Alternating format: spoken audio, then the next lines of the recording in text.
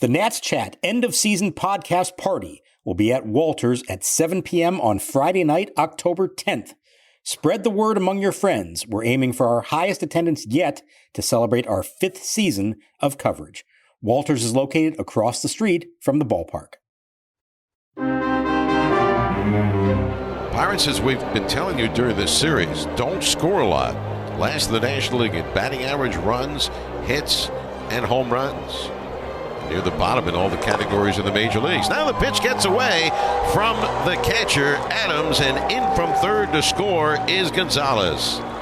And the Pirates lead 3-0 in what has turned out to be a nightmarish top of the first inning. DeYoung, the tying run at second with 2 out. Right-handed hitter against the right-handed pitcher, Mike Burrows, who kicks and delivers. And a swing and a ground ball hits the mound, goes through into center field, a base hit. DeYoung around third, coming home. Throw to the plate by O'Neill Cruz is offline, knocked down by the catcher Bart to the left of the plate in foul ground. And Jacob Young into second base on the throw. After his game-tying RBI single, the Nationals have come back with 3 here in the bottom of the third. And the pitch swung on, line left center field, base hit. Wood around second, heading for third. The ball gets through O'Neill Cruz to the warning track. Wood being waved around third. He will score. There goes Lile into third once again. And the Nationals have taken the lead here in the bottom of the 8th inning on a line drive to the gap for Daylen Lile. And welcome to Nats Chat, along with MASNsports.com Nationals insider Mark Zuckerman, who is at Nationals Park. I'm Al Galdi, host of the Al Galdi podcast. We now are inside of 2 weeks until the end of the Nationals 2025 season, but they hopefully are in the process of ending this bad season in a good way. The Nats now are 9-4 in September. This off a 4-3 win over the Pittsburgh Pirates at Nationals Park on Sunday to win 2 out of 3 games in the series. This was a game in which the Nats overcame a 3-0 second inning deficit. This was a game with a unique start time, 11:35 a.m. The Nats in MLB's 2025 regular season now are 62-87, but the Nats, as mentioned, 9-4 in this month of September. One more win clinches the Nats not having at least 100 losses. So the Nats have the second worst record in the National League. The Pirates have the third worst record in the NL, 65-85. You on Apple Podcasts and on Spotify can both rate the podcast and write reviews. 5-star ratings are very much appreciated. Positive reviews are very much appreciated. These things help us out a lot. We thank you very much for doing them. We thank you very much for listening to the podcast. A very interesting development regarding who closed out this Nats win on Sunday. We'll get to that. But Mark, as the Nats schedule has softened a bit, the wins have picked up. 13 games left for the Nats this season. They need to go at least 5-8 to have a winning September. 4-9 would give the Nats a 500 September. No, this is not a pennant race, okay? We get that. But this is something. And the Nats are having a nice month. They are, and they're taking advantage of a little easier schedule. And particularly in this case, on Sunday, took advantage of a Pirates team that really helped them win the game, with O'Neill Cruz just letting that double by Daylen Lile go under his glove. And that allowed James Wood to score what was the winning run of the game. And, you know, it's a sign of a good team when you can make another team make mistakes and take full advantage of it. I'm not saying that that's who the Nationals are right now, and they certainly make their own share of mistakes. But it's critical when another team does that you take full advantage of that. They did that. If nothing else, they have proven themselves here over the last few weeks, I think, to be superior to the Marlins, superior to the Pirates in a lot of ways, and took a series from a Cubs team that's going to the playoffs as well. So it's been better, not all the way where it should be, of course, but it has been better.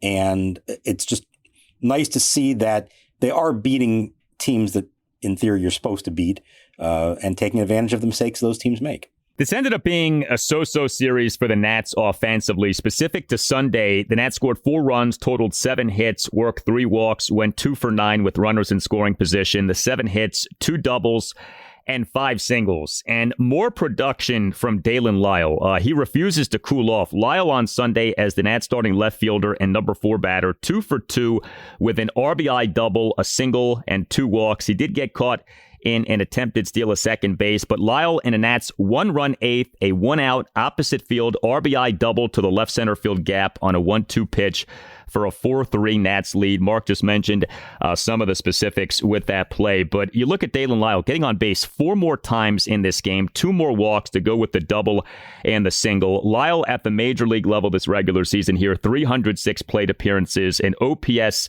of 796. I was thinking about this during the game. So we are not that far away from learning of the Nationals 2025 Media Award winners, and that is something that you are very familiar with. The 2 principal awards are Nationals Player of the Year and Nationals Pitcher of the Year. James Wood has been a slam dunk for Player of the Year for months. I would assume he's going to win that award. But I also would think that Daylen Lile might get some votes for Player of the Year. What do you think? You think that's going to happen? Yeah, I think it's certainly possible that it could. Just let everyone a chance to peek behind the curtain a little bit. The ballots were sent out actually at the start of this homestand, and they're due at the end of the homestand on Wednesday. So it will not include the final week and a half of the season. This is the way they do it, where they need to know the winners so they can make the award together and present it to them during that final homestand. So maybe, unfortunately, in Lyle's case, his time's running out to make the case for himself. He's only got a few more days. But I'll tell you what, he has made a very good case for himself, whether it's Player of the Year, whether it's appearing on a Rookie of the Year ballot in the National League. At a time when so many others on this team have tailed off in the second half, he has stepped up in a big way. And there's no doubt he's been their most consistent offensive player here now for a good long stretch. And look, this is an 11:35 a.m. game. And at the end of a stretch where they've played a lot, they had the late night travel from Miami. It would be very easy, and you maybe even saw from some guys, to show up and not give their absolute best in this game. And what did Daylen Lile do? He got on base 4 times, drew 2 walks, ran the bases hard, delivered the game-winning hit, played a decent left field as well, I thought. He was filling in for James Wood there. It's great to see that kind of enthusiasm and energy and production from a young guy who is trying to finish out his first season on a high note, and he's absolutely has been doing that.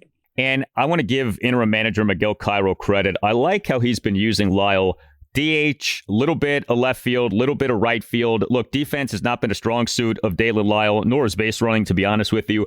But, still giving him opportunity to improve as a fielder, but also taking advantage of the bat. I think it makes sense the way that Lile has been used. And, it's a funny deal. I mean, he bats 4th in this game. He's been doing that a decent amount, and you don't blink an eye. Like, it just makes sense. Like, he's hot. He's doing well. He's batting in the cleanup spot. Long term, that maybe isn't what you're envisioning. But right now, it makes total sense. Luis Garcia Jr., your 2024 Nationals Player of the Year per the media voting. It's funny to look back on some of this stuff and how things look a year later.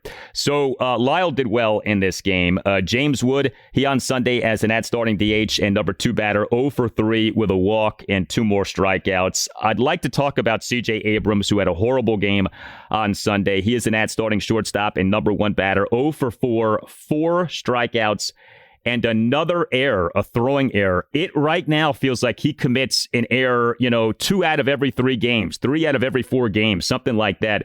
The advanced defensive stats have been bad for him for most, if not all, of this season. That continues to be the case. Abrams, for this regular season, as of games through Saturday, so this does not include Sunday, -6 defensive run saved per Sports Info Solutions, -9 outs above average per StatCast. But, the other thing with Abrams is his batting numbers are coming down, and this is like a carbon copy of last season. Abrams had a very good June.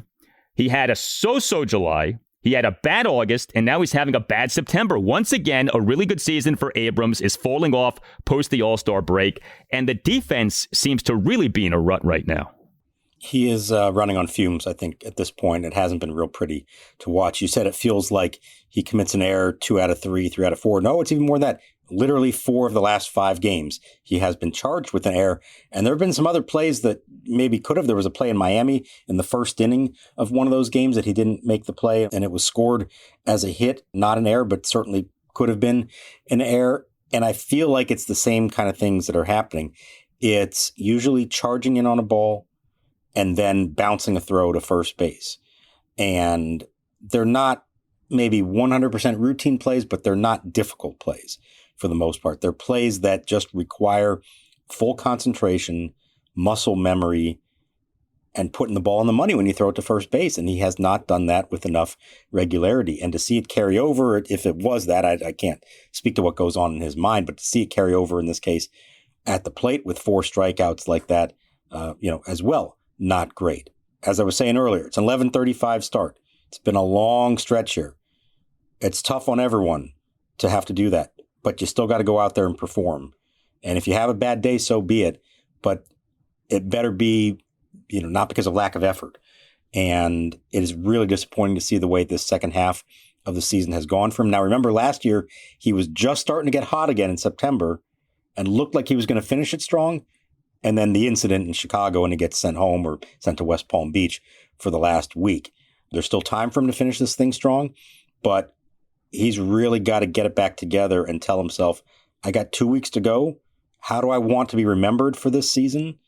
And whoever's making the decisions, whether it's somebody currently employed by the team or somebody from the outside, they're going to be watching this. They're going to be talking to people about the way this season ended as they try to decide who fits in where in 2026. We mentioned it the other day, is it a lock that he's the shortstop? Is there a concern that he's not the shortstop and that they need to move him to second base? He's not helping that cause right now. He's got 2 weeks to finish strong and maybe put that thought to rest. The last thing you want to do if you're CJ Abrams is go into the winter on a really sour note and leave whoever's making the decisions this winter with any kind of questions about how they feel like you fit in this team moving forward. I think it's going to be so interesting what the Nats do with Abrams, because I think there is a compelling argument to be made to trade him this offseason. He's under team control through the 2028 season. And if he does not get traded, I think there's a compelling argument for whoever is running Nats baseball operations beyond this season to make that switch now, to move him from shortstop to second base. I think a lot of times in sports and in life, that which is inevitable should be imminent. And if you view him long-term as a second baseman, why wait? What is the purpose of waiting a season or two on that? If you really don't like his defense at shortstop, and I don't know how you could at this point, move him now to second base and get the transition going. And I wonder if we're going to see that. And I wonder if maybe Abrams in the back of his mind is anticipating that and maybe is tapping out on playing shortstop just because it's not going well. And I don't know at this point how you can make the case of, no, he needs to stay at shortstop. We need to see more of this. I don't know how much more of this we need to see. And, he's not 22 anymore. So this idea of he'll grow into the position, you could make that case a few years ago. I think we're past that point now. This is what he is defensively at shortstop. And if you want defensive excellence, he should not be your regular shortstop. I agree that we're past that point where you just say he's a young guy and he's going to learn. I agree with that part. I think the concern, the other part of that equation is if you do decide he's just not a shortstop and we're going to try to move him, do some of the same issues still crop up at second base? Are the issues that he isn't good enough to play shortstop, or the issues that he's not doing what needs to be done on a consistent basis to be a solid defensive player, regardless of the position? So even if they make that move, that alone doesn't fix things. He's got to show the commitment himself to be working every day on getting better and, not making the sloppy mistakes. Again, it's not like the errors are a result of, well, it's too tough of a throw from deep in the hole at shortstop. He's still going to have to make good throws from second base. He's still going to have good reflexes, reactions, not boot ground balls. So while I do think it's on the table to look at a position switch for him, whether it's now or sometime down the road, it's also going to require commitment on his part to just becoming better in general, no matter what position they have him playing in the field. Does Abrams have a little bit of Anthony Rendon-itis? Are there any similarities, any parallels between those two?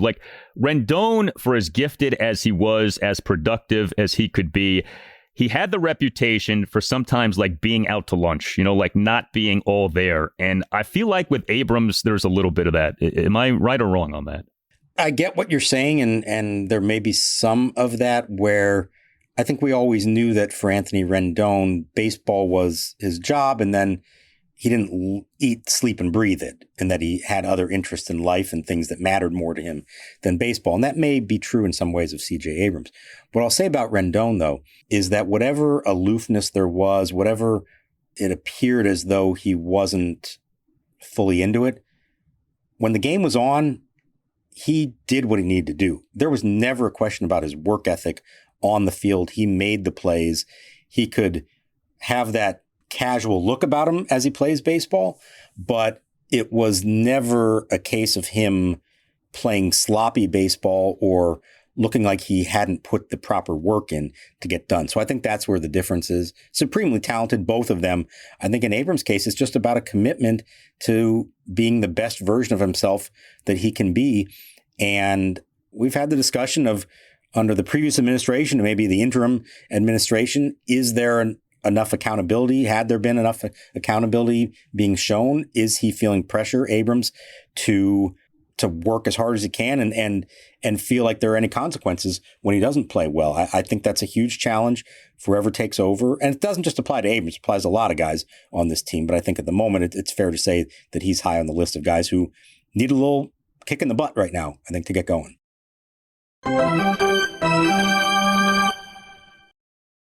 Hey, a great supporter of the Nats Chat podcast for years now has been Window Nation. If you want new windows, if you need new windows, contact Window Nation. Tell Window Nation that Al Galdi from the Nats Chat podcast sent you. That helps out this podcast a lot, and that gets you a great deal on great Window Nation windows. In fact, now is the best time of year to get new windows. Whether you have old, drafty windows or cheap builder-grade windows, September is the perfect month to protect your home from cooler weather. And right now, Window Nation is offering its most popular offer: buy 2 replacement windows, get 2 for free. Plus, you won't pay any interest, pay any monthly payments, or pay any down payment for 2 years. 866-90-NATION or visit windownation.com and tell Window Nation that you want the deal that you heard about from Al Galdi on the Nats Chat podcast. With Window Nation, you get top quality windows from a trusted company, all at a reasonable price, because Window Nation knows that replacing windows is an investment, and Window Nation wants to make the investment affordable to you. And do not miss this great offer from Window Nation. For listeners of the Nats Chat podcast, the offer is good until September 30th. Buy 2 windows, get 2 free, and you pay nothing for 2 years. 866-90-NATION or windownation.com. That's 866-90-NATION or windownation.com. And tell Window Nation that Al Galdi from the Nats Chat podcast sent you.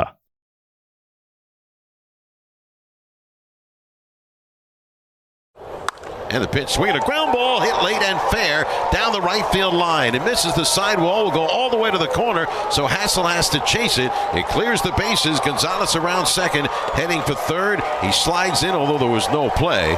Really would have had a stand-up triple, but he slid anyway. That's his 3rd triple of the year, and he picks up his 25th and 26th RBIs, and the Pirates lead 2-0. The Nats starting pitcher in this 4-3 win over the Pirates on Sunday, Cade Cavalli. He allowed 3 runs in 5 innings. How he got there was notable. So Cavalli in this game gave up just 3 hits, which were a triple and 2 singles, but he issued 4 walks, a hit by pitch, and a wild pitch, and he recorded just 2 strikeouts. So Cavalli threw 67 pitches, 41 strikes, 26 balls. Top of the first, he allowed 3 runs, so yet another instance of a bad first inning for a Nats starting pitcher this season. But Cavalli then was good. He tossed 4 scoreless innings. So I think a lot of this is how you want to frame things. I'm always a little reluctant to go overboard in praise for an outing like this, because it's like, the pitcher with the bad first inning lowered the bar, so, you don't want to praise him too much for doing well off having lowered the bar so much, but he was a lot better after that first inning, and he fought his way through a game in which, as mentioned, the control was not at its best. The stuff was not at its best. Just 2 strikeouts to go with the 4 walks, the hit by pitch, and the wild pitch. Yeah, so it wasn't his best, and he knew that there were some self-inflicted wounds there, particularly the 4 walks that he issued. But he also knew that the contact he gave up in that first inning was not really solid contact. There was an infield single. There was a double just kind of scooted down the first base line, well placed, that brought in a couple of runs. So he got through that inning and he said to himself, all right, listen, just get back at it. Don't have to change up a whole lot here. If you attack hitters, keep it within the strike zone. You can still have success. And so I give him credit for figuring that out and not thinking that he needed to completely reinvent the wheel there, because the Pirates really did not make that significant a contact against him throughout the 5 innings. His real issue, I think, was the walks, the lack of command. But as we talked about so much, sometimes it's not going to be you're at your best. Sometimes you have to learn how to minimize the damage. And it's important. How many other guys have we seen have a bad first inning and then not be able to shake it off, and it turns into a blow-up start? And in his case, he did shake it off, got back to work, put up 4 zeros, and kept him in the game to give him a chance. Yeah, the Nats have had this pesky penchant, though, this season of bad first innings. Like, we've talked about it a lot with Jake Irvin and Mitchell Parker, but I brought this up too. Mackenzie Gore has a bad first inning ERA. We see Cavalli struggle in the first inning on Sunday, but good on him for making it, a halfway decent start. And you look at the Nats starting pitching in this series: Brad Lord in Game 1, Andrew Alvarez Game 2, Cade Cavalli Game 3. I mean, the starting pitching was not great. I mean, it was really good in Game 2, but it was solid in all 3 games. Like, each guy gave you a chance to win, which, ideally is what you're getting over the course of 3 games. The Nats relief pitching in this 4-3 win over the Pirates on Sunday, really good. The bullpen was not good over Games 1 and 2, but was terrific in this game. 4 Nats relievers combined for 4 shutout innings with 7 strikeouts. Mason Thompson tossed a scoreless and hitless top of the 6th. Connor Pilkington tossed a scoreless and hitless top of the 7th with 2 swinging strikeouts, despite that aforementioned throwing error by C.J. Abrams, and also despite Pilkington issuing a 2-out walk. Jackson Rutledge tossed a scoreless top of the 8th, despite giving up a 2-out double. And Clayton Better, who was pitching for a 3rd consecutive day and for a 4th time in 5 days, tossed a scoreless top of the 9th with 3 strikeouts for the save, despite issuing a 2-out walk and then giving up a 2-out single. And you wondered, watching this game, why wasn't Jose A. Ferrer brought in to close out the game? Ferrer did not pitch on Saturday, did pitch on Friday evening. Remember, he struggled in that game. He allowed 2 runs in 1 inning, though he did get the save. He got bailed out by that outfield assist by James Wood. Mark, during the post-game press conference of Miguel Cairo, asked the question, was Ferrer unavailable? And Cairo gave a very interesting answer, saying that he wanted to give Ferrer a break, give him some rest. No, I just want to give him a little break to him. He's been pitching a lot. But Better, as mentioned, was pitching for a 3rd straight day and for a 4th time in 5 days. I have a theory about what happened here, but I'd like to hear your interpretation. What do you make of Cairo going with Better and not Ferrer? It's a little difficult sometimes to parse through these things as to what was really going on. I mean, what I can tell you is that Ferrer never warmed up or anything like that. And even when Better started to get into trouble and had a couple of guys on in the 9th, it was Orlando Ribalta, who was just called back up to replace Cole Henry, who's on the IL now, who was warming up. Now, I don't think Ribalta would have had a save opportunity. That was strictly if Better blows it and they're now trailing, then Ribalta would finish the inning. But the point is that Ferrer was not going to pitch. 2 days off in a row for him. Now, he has pitched a lot, and you can understand that. His last outing, however, was not great. It was very shaky. The game that James Wood had to bail him out with the throw to the plate. Would it surprise me if Ferrer is dealing with something that made him unavailable? No, I would not be surprised by that. Could he use a break? Sure. A lot of these guys could use a break right now. They've all pitched a lot. I think we'll find out more. Now, Cairo said he will be available tomorrow, meaning Monday. Let's see if the situation arises, if Ferrer is out there. If he's not, there's something much more significant going on. So my guess is that, yes, he was needing a break, maybe dealing with a little something that didn't quite feel right. And on top of that, Better has pitched really well. Now, he's pitched a lot, but he has pitched really well. And I think the matchups lined up that Cairo said, let's give it a shot. Let's put him out there for the 9th inning, and he got the job done. So I have to tell you, watching Cairo answer your question, it came off like a very unconvincing answer from Miguel Cairo. Like, I don't know, he didn't seem to totally believe what he was saying. And so what I started to think was, especially now that you say that Cairo says that Ferrer is available tomorrow, and that would indicate that this is not an injury situation. I wonder if Nats interim general manager Mike DiBartolo wanted to see Better as a closer. Says, this guy Clayton Better's been killing it. I'd like to see him close out a game. Miguel, next time there's a save opportunity or a close game in the 9th inning, I'd like for you to use Clayton Better. I wonder if this came from the order of the interim GM in Mike DiBartolo, because, again, it doesn't make a ton of sense. Cairo's explanation does not make much sense, given that Better's been pitching so much. And Cairo is saying that Ferrer is available for Monday. So that would seem to say that this is not a health situation. I wonder if this was DiBartolo telling Cairo, use Better to close out a game the next time that opportunity arises. Yeah, I don't know if it would be anything that direct from DeBartolo. I don't know that that's the approach that he takes. But I do think there's probably, over the last month or so, been a sense among the front office and the coaching staff itself that, hey, this guy Better has got major swing and miss stuff. And really the only time he gets into trouble is when he doesn't throw strikes. And it comes down to walks more than anything else. So I could see there being a discussion at some point, say, hey, if the situation rises, we'd love to see this guy in a closing role. Let's see how he does with it, because he could be part of the plan moving forward there. Combined with the Cole Henry injury, a back strain that puts him on the IL to finish out the year now, that also would make sense that Better would step into that role. Now, specific to this game, I don't think anybody would tell the manager, hey, this guy who has already thrown, or who would be pitching 3 in a row and be 4 out of 5, he's got to close for you when the other guy hasn't pitched in a couple of days. I don't think it would be that direct. I think maybe in a broader sense, they might say, hey, you want to consider using Better at some point in the ninth inning. Let's see how this goes. He's done a nice job. Maybe he's earned the right to pitch that inning. So I don't know how those conversations go for sure, but it definitely caught a lot of people by surprise. And I guess the good news is he delivered, and the way he has pitched does suggest that he is worth some future looks in this spot, because he's got the kind of stuff you would look for in a big-time late inning reliever. Better had a really good series, the 6-5 win over the Pirates on Friday evening. Better tossed a perfect top of the 8th with 2 swinging strikeouts. The 5-1 loss to the Pirates on Saturday, Better tossed a perfect top of the 7th with 2 swinging strikeouts, and then he did as he did on Sunday. The Nats got Better in the Ahmed Rosario trade. July 26th, the Nats announced having traded utility man Ahmed Rosario to the New York Yankees for 2 prospects, reliever Clayton Better and outfielder Brown Martinez. And Better for the Nats, 20 games, 18 2/3 innings, ERA of 193, whip 0.80, strikeouts per 9 innings, 13.02. You mentioned the Cole Henry news. The Nats on Sunday morning announcing having put Henry on the 15-day injured list due to a back strain. So his season is done. We had a Cole Henry conversation on the last installment of the podcast. Look, you don't want to see a guy with his injury history be hurt again, but you'll take a back injury over anything having to do with an arm or a shoulder. So if he has to get hurt, I almost feel like a back injury is maybe like the ideal injury for a guy like Cole Henry to have. Right. And, it does sound like he came out of the last appearance on Saturday, noting that there have been some back issues. His last 3 games, not as sharp as he had been. Some walks, which has also been an issue for him, but some runs given up as well.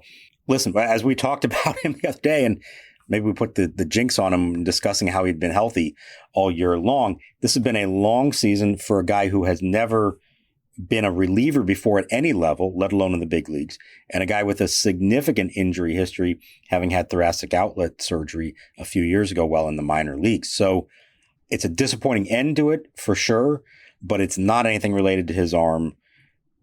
I think the feeling was it's probably not a very serious thing, but there's 2 weeks to go. He's made it this far. No reason to push anything there.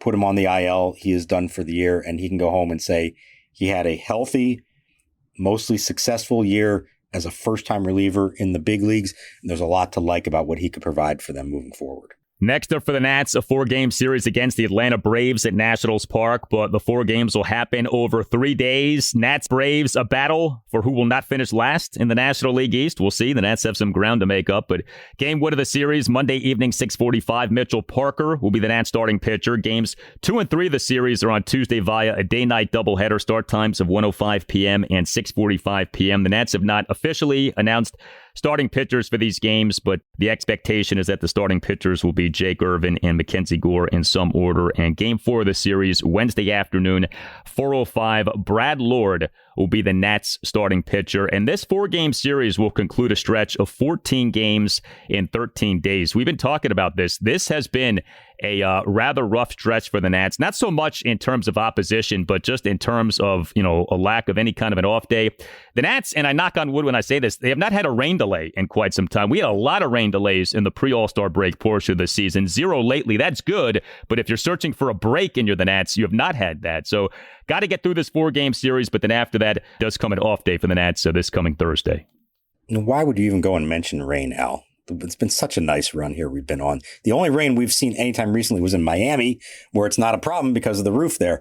Hopefully they get all 4 of these games in the 3 days, and then head out for the last road trip. I mean, we are close to the home stretch. This has been a long, difficult stretch they've been on with a lot of games and some rough travel. The early start time, now a 4-game series in 3 days. If they can get through this one, split the series with the Braves, take a day off, I think then you can finally say they see the finish line. And by the way, they're going to New York next weekend to face a Mets team in a tailspin right now and could actually directly impact the National League wildcard race in a way that maybe didn't look all that possible not that long ago. We'll see what happens between now and then, but that's the only remaining series they have left of meaning in terms of a pennant race for anyone. But they've survived this and even done better than I think most of us thought with a strong September, which has been good to see. You tell us what you think. Hit us up on X at Nats_chat. Hit us up on Blue Sky at Nats Chat Podcast. You can email us natschatpodcast@gmail.com. We invite you to check out our website too, natschatpodcast.com. All Nationals radio highlights on Nats Chat, courtesy of 106.7 The Fan. For Mark Zuckerman, I'm Al Galdi. We thank you for listening, and we'll talk to you next time on the Nats Chat Podcast.